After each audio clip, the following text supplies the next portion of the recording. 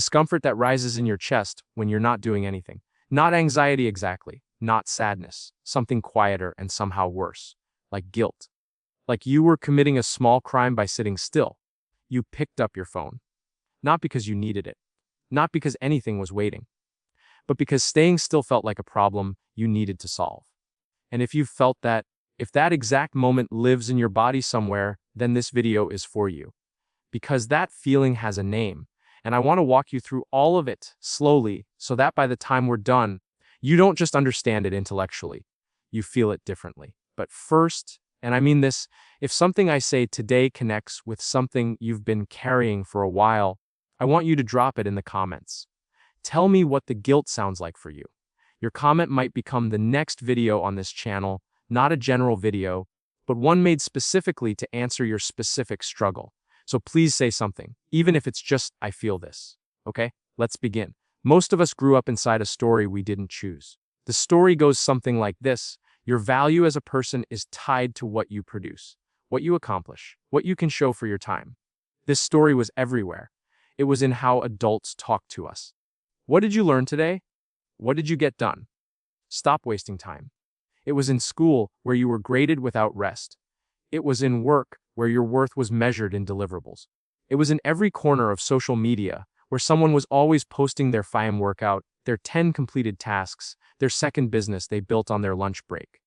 And slowly, invisibly, most of us absorbed a belief that went stillness equals failure, rest equals laziness. Doing nothing is something only people who've given up do. Now here's where it gets interesting.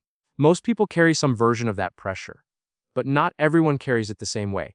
Some people can sit on a Sunday afternoon with literally nothing to do and feel genuinely fine about it. They watch TV without thinking about what they're not doing. They lie in the sun without auditing their to-do list.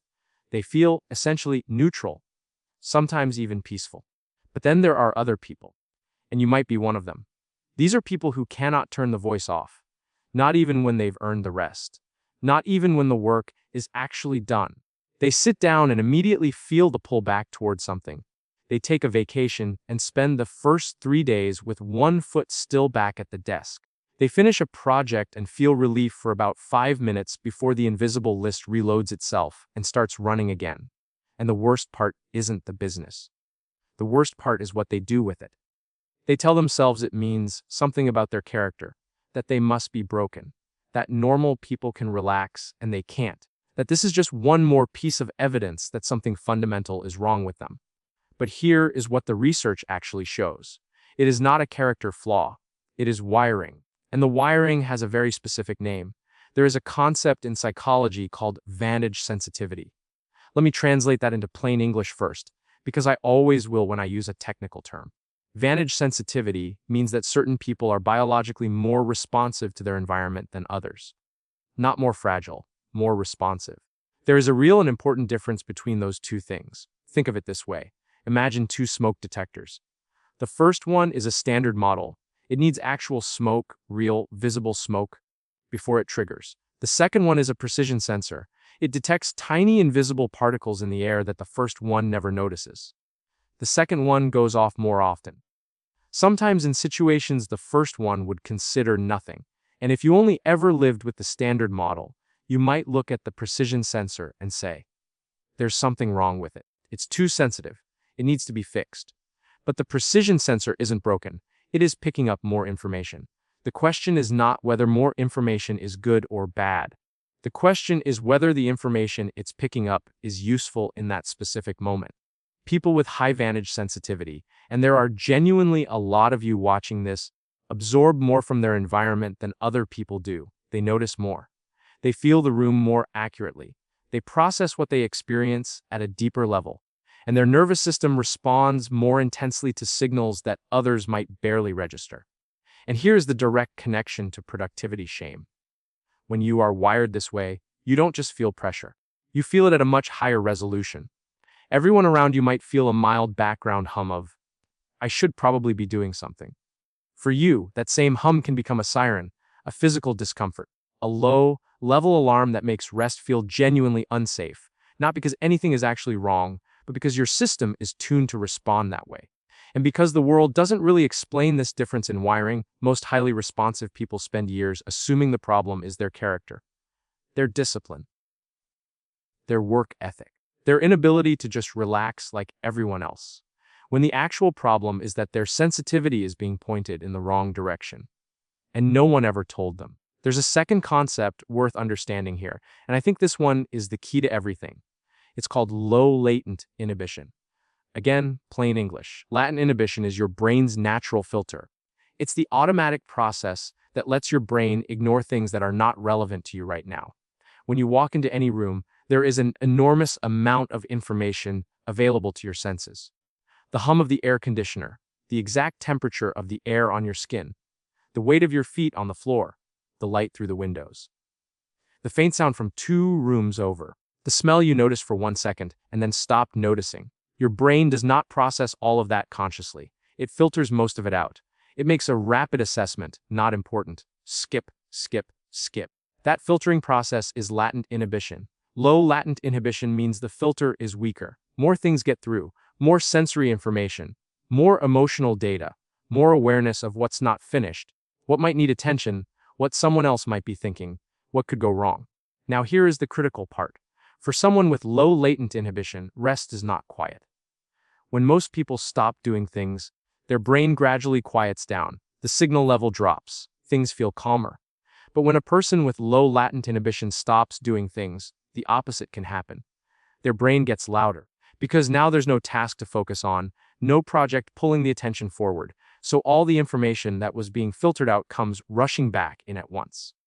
The unfinished email, the thing you said in a meeting 3 days ago that you're still analyzing, the vague awareness that something somewhere needs your attention and you can't quite remember what it is. The sense that time is passing and you're not doing enough with it. And all of that registers as discomfort, which the person then interprets as proof that they're not capable of resting, that they have a problem, that they're not built for peace. But it's not a character problem, it's a neurological pattern. The brain is picking up too much signal. And rest, real, empty, unstructured rest, turns the volume up before it turns it down. That is why you reach for your phone. That is why you manufacture small tasks. That is why you feel guilty when you stop, because stopping, for a brain like yours, initially feels worse than continuing. Now let's go somewhere unexpected for a moment, because I want to tell you where this wiring actually came from, not why it's a problem, but why it exists in the first place. Because when you understand that, the shame starts to shift. For almost all of human history, survival depended on living in a small group. A tribe, 20 people, maybe 50, living close, depending on each other, navigating threats that were genuinely life and death. And in that tribe, most people had similar nervous system wiring, functional awareness, reasonable filtering, adequate alertness. But in almost every group, there were a few people who were different. Their system was tuned to a higher frequency. They noticed things that others genuinely missed. They felt the subtle shift in the environment before anyone could name it. They sensed tension in the group before it became conflict. They registered the change in wind, the strange behavior of animals, the sound that was slightly different from yesterday. And in that tribe, these people were not a problem. They were an asset. They were the ones who stayed awake longer, who kept watch at the edges, who felt the wrongness before it had a name, who could not comfortably stop scanning because scanning was their function. Some evolutionary psychologists and anthropologists refer to these individuals as the sentinels of the group, the watchers, the early warning system, the people whose discomfort with stillness was a feature, not a fault, because a sentinel who slept too deeply might be the difference between the group surviving or not. And that is what you are. A sentinel, running in a world that no longer has the predators you were wired to watch for. The alarm keeps going off. You keep trying to silence it by working harder, doing more, staying busy. But the alarm was never designed to go off because of a lack of productivity. It goes off because you are wired to stay alert, and no amount of task completion actually addresses that. You are not broken. You are a sentinel running without a post, and no one told you that was even a possible thing to be. So now let me give you a framework, a way to think about this that is not just intellectually interesting, but actually changes how you live. I call it the fallow field. If you've ever read anything about farming, or even just driven past agricultural land and noticed that some fields are completely empty, You may have wondered why. That's called a fallow period. A field that has been cultivated intensively, that has grown crop after crop with no break, gradually becomes depleted. Not because anything went wrong, not because the soil failed, but because growing things consumes nutrients. And if you never stop taking from the soil eventually has nothing left to give. The remedy is not complicated. You leave the field empty. You don't plant. You don't harvest. You don't do anything to it at all. You let it rest. And during that rest period, something happens that growing things actually prevents from happening. The soil recharges. The microbial systems rebuild. The nutrients return. The field becomes capable of producing again, and often more abundantly than before. A farmer who understands this doesn't see the fallow field as a failure. They see it as strategy. They know that the empty field right now is the reason the next harvest is possible. Now bring that image into your own mind. Your attention is the soil, your ideas, your focus, your creativity, your emotional capacity, your patience, your clarity, these are the crops. And your rest, real rest, guilt-free rest, unmonitored rest is the fallow period.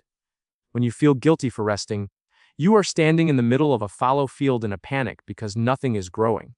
You are trying to plant seeds in soil that needs to recover. And then you are feeling ashamed when the seeds don't take. The guilt is not a signal that you need to work harder. The guilt is a signal that you have been farming without following, that you have been taking without ever replenishing. And the field needs a break. Not as a luxury, not as a reward you haven't earned yet, as a biological requirement for the next cycle to be possible. This is not a metaphor for laziness. This is how living systems work. The fallow period is not the absence of productivity. It is the condition that makes future productivity possible. That is the fallow field. And I want you to carry it with you. Now let's talk about why the standard advice almost certainly hasn't worked for you. Because you've probably heard some version of it. Schedule your downtime. Practice work-life balance. Learn to unplug. Set limits with yourself. Put your phone in another room. And maybe you've tried some of that. You've blocked off Sunday afternoon. You've told yourself you won't check email after 7. You've set a timer for relaxation, which is one of the saddest sentences I've ever heard, and yet here we are. And maybe it worked for about 11 minutes, before the guilt came flooding back anyway. Here's exactly why that happens. Those strategies are designed for people whose problem with rest is behavioral, meaning they work too much out of habit. They just need an external nudge to stop. Their relationship with rest is fundamentally one of time management. But your relationship with rest is not about time management. It is about meaning and nervous system regulation. The guilt is not coming from a bad scheduling habit. It is coming from a deeply wired belief, reinforced by years of living inside the story we talked about earlier, that stillness is dangerous. That stopping means falling behind. That rest is something you have to earn. And you never quite earn it. Putting a timer on that belief doesn't fix the belief. It just contains the symptom for a few minutes and then lets it come back. What you need is not more structure around rest. What you actually need is to change the story your nervous system is running about what rest means. And that requires something slower, something more deliberate, something that works with your wiring instead of fighting it.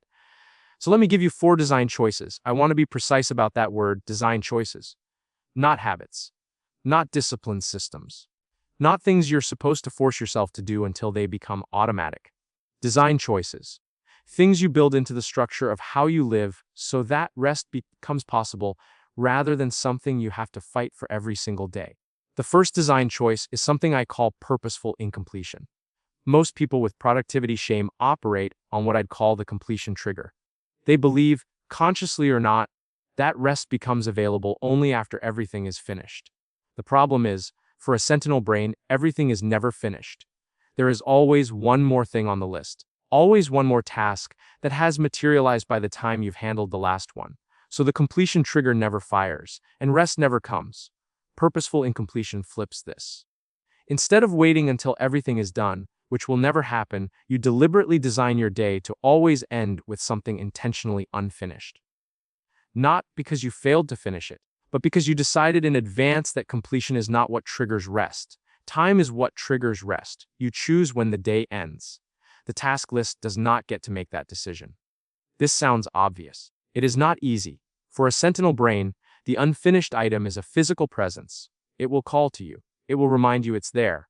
it will try to convince you that leaving it undone is irresponsible. And your job, not your brain's job, your job, is to look at that unfinished thing and say calmly, "You're still there. I see you. I'll come back tomorrow morning." That is the plan. This is not avoidance.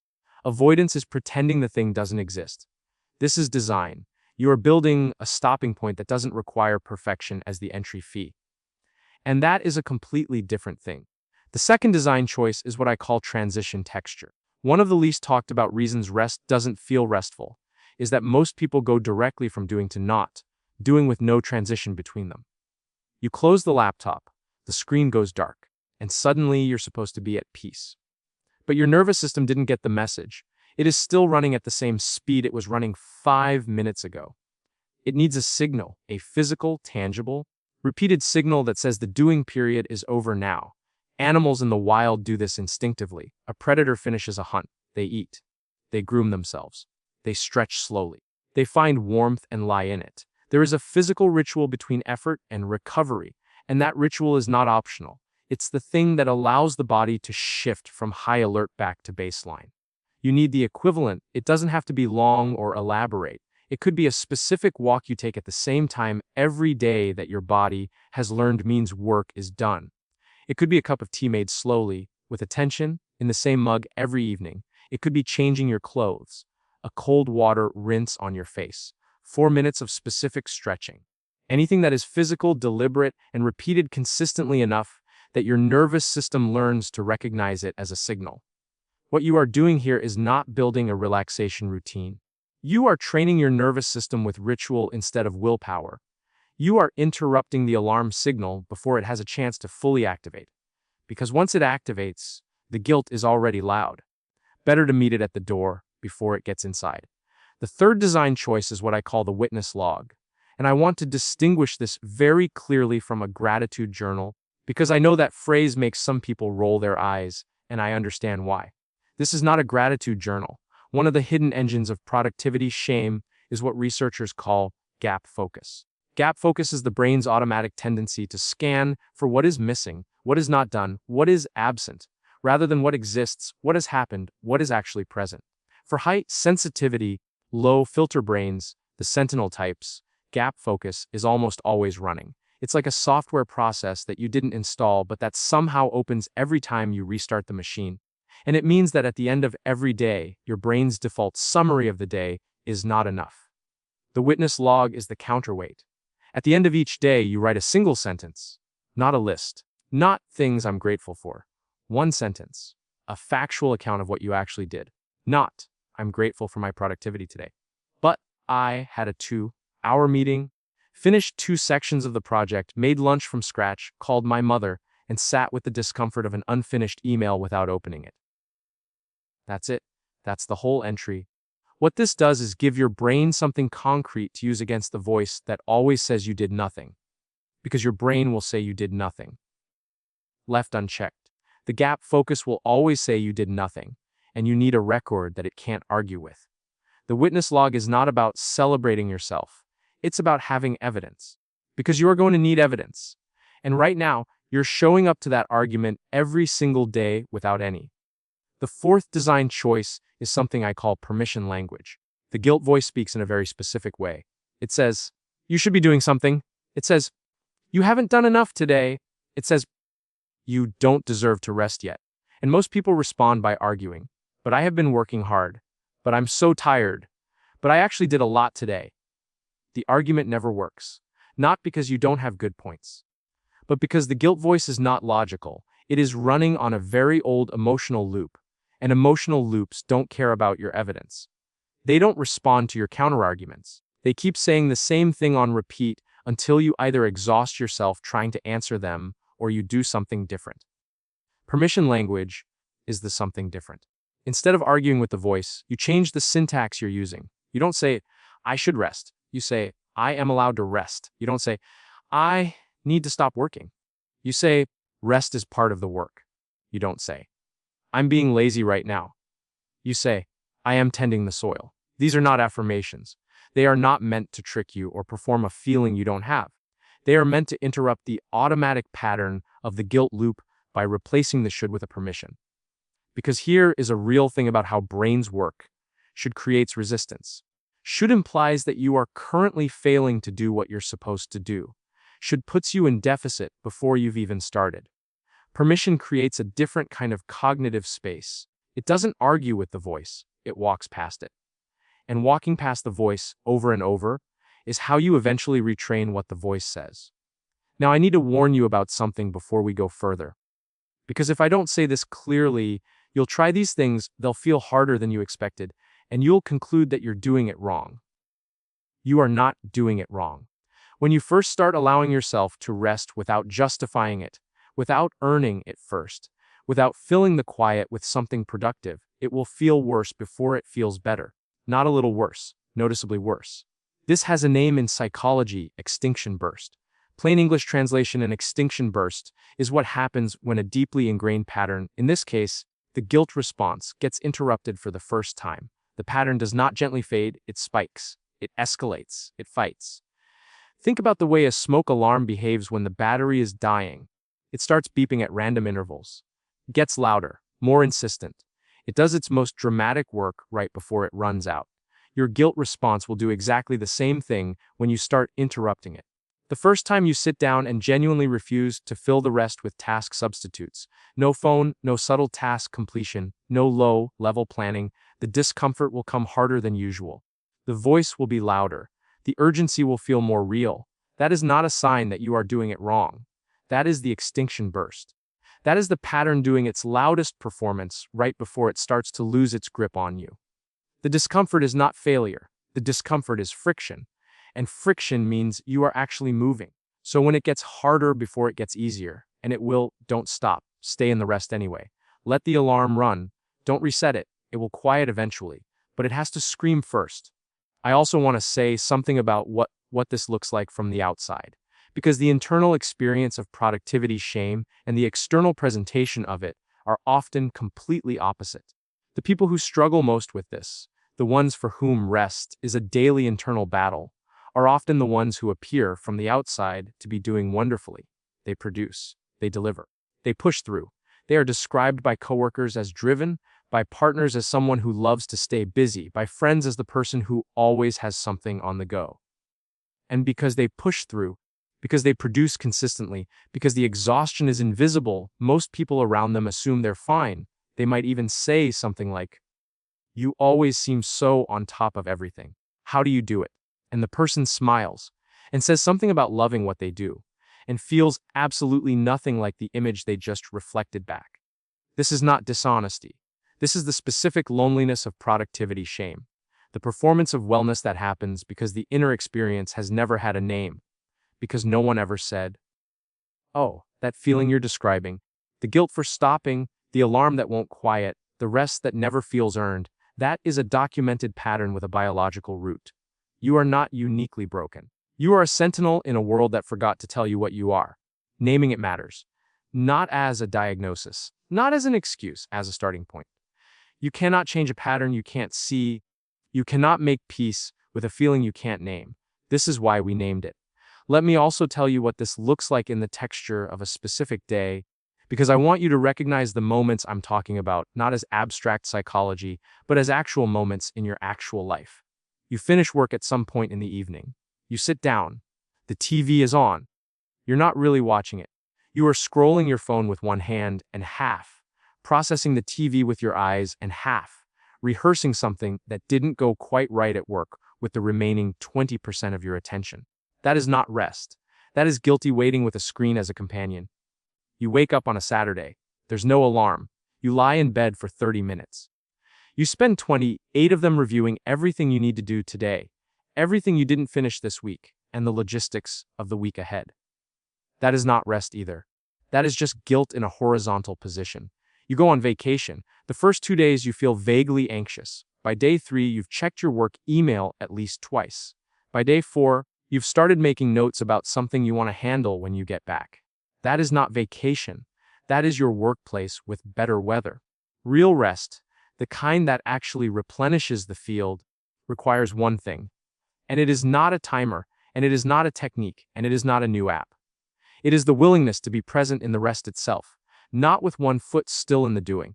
not with the background audit running quietly, not with the guilt voice narrating everything you're not doing, just present, in the quiet, in the empty, in the uncomfortable nothing.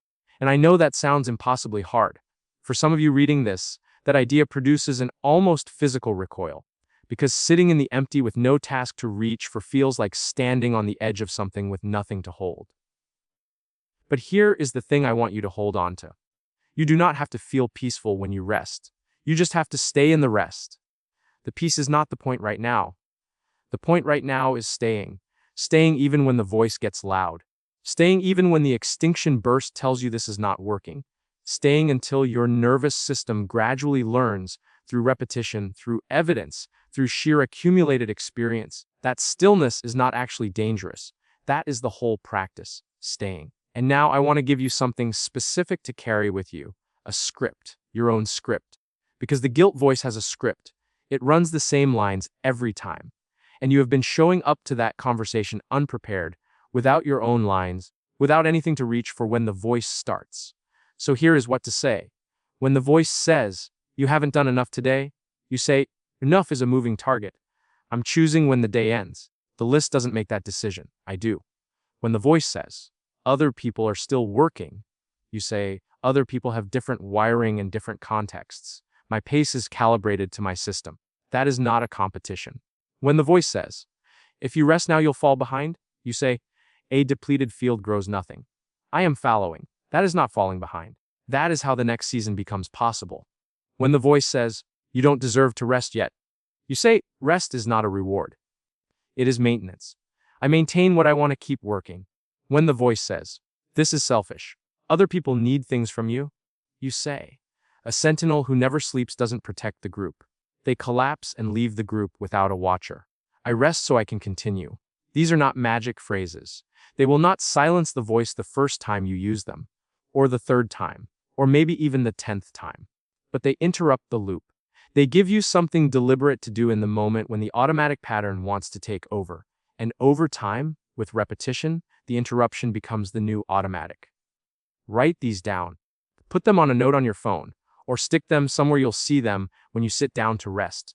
Not as decoration, as a tool you actually pick up and use. I want to close with something true. You have probably spent a long time believing that if you could just get the guilt under control, rest would finally feel the way it's supposed to. That if you could earn it properly, accomplish enough, produce enough, justify it sufficiently, you'd be able to enjoy it. But the evidence of your experience so far suggests otherwise. You've accomplished a lot. And the guilt is still there. You've produced and delivered and pushed through and stayed late and started early. And the voice still says it's not enough. So the completion model, the idea that rest comes after enough work, has had a long time to prove itself. And it hasn't. What I'm offering instead is simpler. You don't earn rest. You decide it. You decide that the fallow period is not a failure. You decide that a sentinel who never stops watching is not heroic. It's a system headed toward collapse. You decide that the same trait that makes you notice everything, that makes you feel things deeply, that makes you care about doing good work, also deserves to be treated with some gentleness. Not because you've proven yourself, not because you've finished enough, because you are a living system. And living systems need cycles. Active and still, growing and follow, doing and being. You are not lazy. You are not undisciplined. You are not the person who just can't figure out how to relax. You are a highly tuned system that was never given the right operating manual, and now you have one. I put together a short guide that goes deeper into the fallow field framework. It includes the complete transition texture ritual walkthrough, the witness log template you can start using tonight, and a worksheet for mapping your own specific guilt triggers so you can catch them before they catch you. It's free. The link is in the description below. You don't need it to start. You already have what you need from this video. But if you want to go further, it's there. One last thing before we go. The video that comes next on this channel is about why intelligent, self-aware people stay stuck in situations they know are wrong for them, long after they know better. It's about the specific psychological trap that keeps highly perceptive people loyal to things that are draining them, and it connects directly to what we talked about today. Because the same wiring that makes rest feel impossible, the same sentinel sensitivity that turns stillness into guilt, That same wiring also makes it very hard to walk away from things, people, and environments that cost you too much. The link is right here. I'll see you there.